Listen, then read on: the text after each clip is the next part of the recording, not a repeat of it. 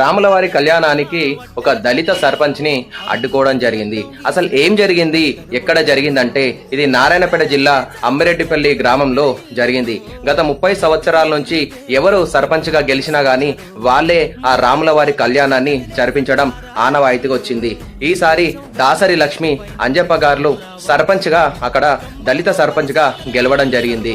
మరి రాములవారి కళ్యాణం చేయించే టైంలో అక్కడ మాజీ సర్పంచ్ మీరొక ఎస్సీ, మీరొక దళితులు, మీరు రాములవారి కళ్యాణం చేయించొద్దు అని చెప్పి మీరు అక్కడ నుంచి లేచి వెళ్ళిపోవాలని మాజీ సర్పంచ్ ఎవరైతే ఉంటారో స్వప్నారెడ్డి, వెంకట్రామరెడ్డి వాళ్ళతోని గొడవకు దిగడం జరిగింది.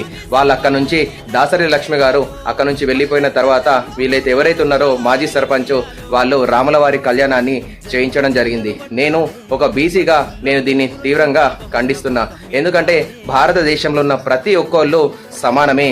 ఎక్కువ తక్కువ అనేది చాలా తప్పు అండి.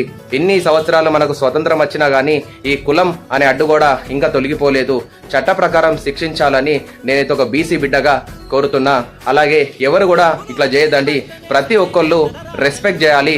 నువ్వు నన్ను రెస్పెక్ట్ చేయాలి, నేను నిన్ను గౌరవించాలి అనే థాట్తోని ముందడికి వెళ్ళాలని, ఎవరు కూడా ఇలా చేయొద్దని నేను ప్రతి ఒక్క భారతీయుడిని కోరుతా ఉన్నా.